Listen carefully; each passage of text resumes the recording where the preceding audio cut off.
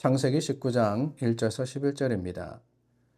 저녁 때 그 두 천사가 소돔에 이르니 마침 롯이 소돔 성문에 앉아 있다가 그들을 보고 일어나 영접하고 땅에 엎드려 절하며 이르되 내 주여 돌이켜 종의 집으로 들어와 발을 씻고 주무시고 일찍이 일어나 갈 길을 가소서. 그들이 이르되 아니라 우리가 거리에서 밤을 새우리라. 롯이 간청하매 그제서야 돌이켜 그 집으로 들어오는지라. 롯이 그들을 위하여 식탁을 베풀고 무교병을 구우니 그들이 먹으니라. 그들이 눕기 전에 그 성 사람 곧 소돔 백성들이 노소를 막론하고 원근에서 다 모여 그 집을 에워싸고 롯을 부르고 그에게 이르되 오늘 밤에 내게 온 사람들이 어디 있느냐 이끌어내라. 우리가 그들을 상관하리라. 롯이 문 밖에 무리에게로 나가서 뒤로 문을 닫고 이르되 청하노니 내 형제들아 이런 악을 행하지 말라. 내게 남자를 가까이 하지 아니한 두 딸이 있노라. 청하건대 내가 그들을 너희에게로 이끌어내리니 너희 눈에 좋을 대로 그들에게 행하고 이 사람들은 내 집에 들어왔은즉 이 사람들에게는 아무 일도 저지르지 말라. 그들이 이르되 너는 물러나라. 또 이르되 이 자가 들어와서 거류하면서 우리의 법관이 되려 하는도다. 이제 우리가 그들보다 너를 더 헤아리라 하고 롯을 밀치며 가까이 가서 그 문을 부수려고 하는지라. 그 사람들이 손을 내밀어 롯을 집으로 끌어들이고 문을 닫고 문 밖에 무리를 대소를 막론하고 그 눈을 어둡게 하니 그들이 문을 찾느라고 헤매었더라. 오늘 본문에서 우리는 다시 한번 롯을 만나게 됩니다. 창세기 13장, 14장 롯과 아브라함이 갈라진 후 롯은 소돔과 고모라 지역에 정착하게 되고 아브라함은 가나안 지역, 헤브론 지역을 거처로 삼아서 살아가게 됩니다. 14장에서 그돌라오메를 통해서 어려운 일을 겪게 되죠. 롯이 사로잡혀 가게 되고 그를 아브라함이 구하여 오게 됩니다. 소돔과 고모라, 여러분 매우 화려하고 발전된 도시가 있는 곳이었습니다. 그곳에 그 땅이 부유하고 그리고 기름지다라고 해서 선택하여 갔던 롯. 사실 그곳에 살면서 여러 어려운 일을 겪었습니다. 오늘 본문도 그렇습니다. 화려한 소돔이라는 그 도시에서 성공 가도를 달리면서 살아가기를 바랬던 롯이 아닙니까? 왜 그곳을 선택했느냐? 물이 풍부했고 땅이 기름졌고 그리고 많은 가축들을 기르기에 충분해 보였다라고 했습니다. 그런데 오늘 만난 롯은 그렇게 행복해 보이지 않습니다. 오늘 말씀해 보니까 성문에 걸터 앉아서 지나가는 사람을 우두커니 보고 있었다라고 했죠. 뿐만이 아닙니다. 3절 말씀에 보면은 천사를 만나게 된 롯, 그들을 집으로 초청합니다. 그런데 그들을 대접하는데 무교병을 대접했다라고 했습니다. 무교병을 대접했다. 누룩이 들어가지 않은 떡을 이야기하는 거죠. 근데 사실 아브라함의 경우에도 우리가 보았듯이 천사를 대접할 때 어떻게 하느냐? 최선을 다해서 하는 게 마땅한 거 아닙니까? 아니, 그 당시 풍습으로도 손님을 대접할 때는 자신이 가지고 있는 최고의 것을 가지고 대접해야 된다라고 했었더랬습니다. 그런데 천사를 대접할 만한 것이 무교병밖에 없었다. 여러분 어떻습니까?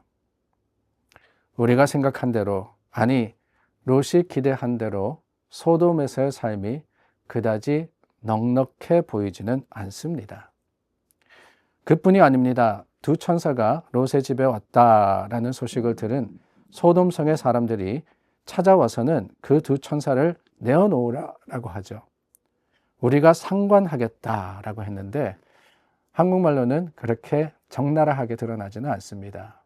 그런데 영어에 보니까 have sex with him. 그러니까 성적인 관계를 맺겠다, 동성애를 하겠다라고 했던 겁니다. 이들을 향해서 롯이 뭐라 그러느냐? 형제들아 라고 불렀죠. 형제들아. 롯의 마음에는 소돔 사람들을 형제라고 생각을 한 것 같습니다. 그런데 여러분, 뒤에 나오는 9절 말씀을 보니까 소돔 사람들은 롯을 뭐라고 부르느냐? 거류자다라고 부르고 있습니다. 잠깐 머물다 갈 사람. 그러니까 우리 중에 하나가 아니다라고 했죠. 정착하기를 원했지만 정착하지 못한 모습을 보게 되는 겁니다. 소돔과 고모라로 아브라함과 헤어져서 떠났던 롯.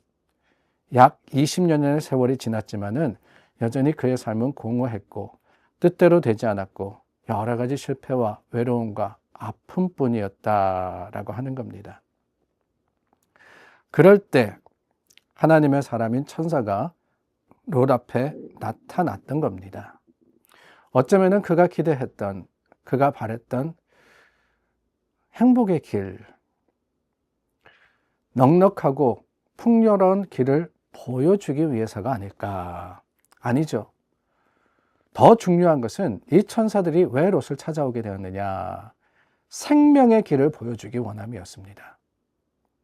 아브라함의 간구대로 하나님께서 이 천사들을 롯에게 보내심으로써 그들로 하여금 롯을 구원하게 하시려고. 어찌 보면은 어쩔 수 없는 상황 속에서 외롭게 힘들게 있던 그 롯을 구원할 수 있는 길이 열렸다라고 하는 거예요. 그런데 여러분, 롯도 이 상황 속에서 나름대로는 문제를 해결하려고 했습니다.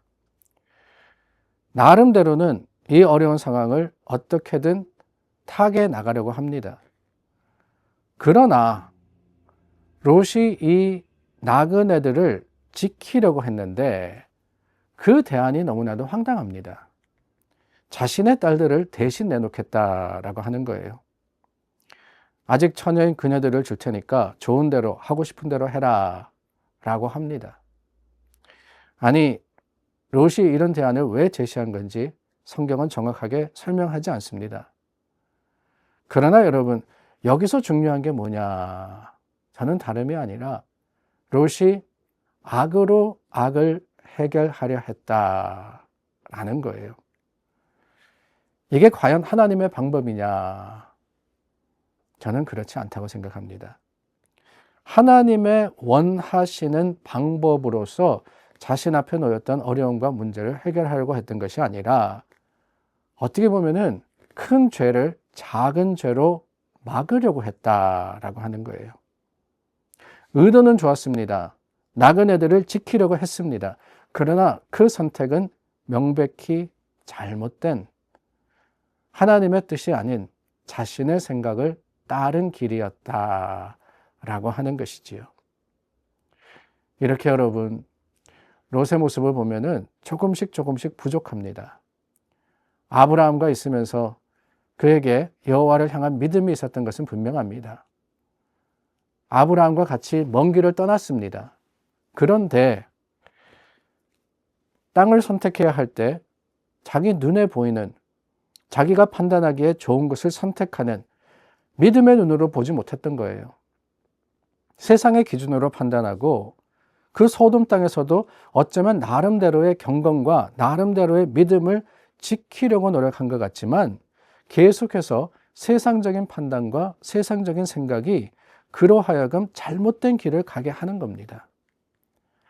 나그네들을 지킨답시고 딸들의 의사는 상관없이 그녀들을 불안당에게 내어주려고 했던 그 어처구니 없는 생각까지 하게 된 것. 왜 그러느냐? 다름이 아니죠. 소위 말하는 핀트가 안 맞아서 그런 거예요. 하나님의 뜻, 그 하나님의 계획에 맞추어진 삶을 살아야 되는데 조금씩 어긋난 삶을 살고 어긋난 판단을 하다 보니까 잘못된 길을 가게 되는 것이지요. 우리도 그렇습니다. 하나님이 원하시는 것은 전적인 겁니다. 하나님을 전적으로 신뢰하고 하나님께 전적으로 맡기고 하나님과 전적으로 동행하는 그런 삶을 우리에게 요구하시는데 우리는 조금씩 빗나간 모습으로서 가기는 가는데 방향은 얼추 맞는데 하나님께 맞추어지지 못하다면은 그 삶은 결국에는 먼 길을 가다 보면 그렇습니다. 지금은 별 차이 없어 보여도 결국에는 너무나도 잘못된 길을 갈 수밖에 없는 거 아니겠습니까? 그러므로 여러분, 오늘 우리의 가는 길이 하나님의 말씀과 그 뜻에 맞는 것인지를 다시 한번 살펴보기를 원합니다. 하나님께서 원하시는 길, 온전하게 그 길을 감으로써 주님과 함께 동행하는 우리 모두가 될 수 있기를 예수님의 이름으로 축원합니다. 기도하겠습니다. 참 좋으신 하나님 감사합니다. 하나님의 거룩하심과 그 긍휼하심의 풍성함으로 오늘 우리 주님을 찾습니다. 주님께 맞추어진 삶, 주님을 따르는 삶을 삶으로써 하나님의 뜻을 행하는 믿음의 사람들이 되게 하여 주시옵소서. 예수님의 이름으로 기도드립니다. 아멘. 눈 때문에 오늘 조심하셔야 될 것 같습니다. 모든 것이 정상적으로 빨리 회복될 수 있도록 기도해 주시기를 바랍니다.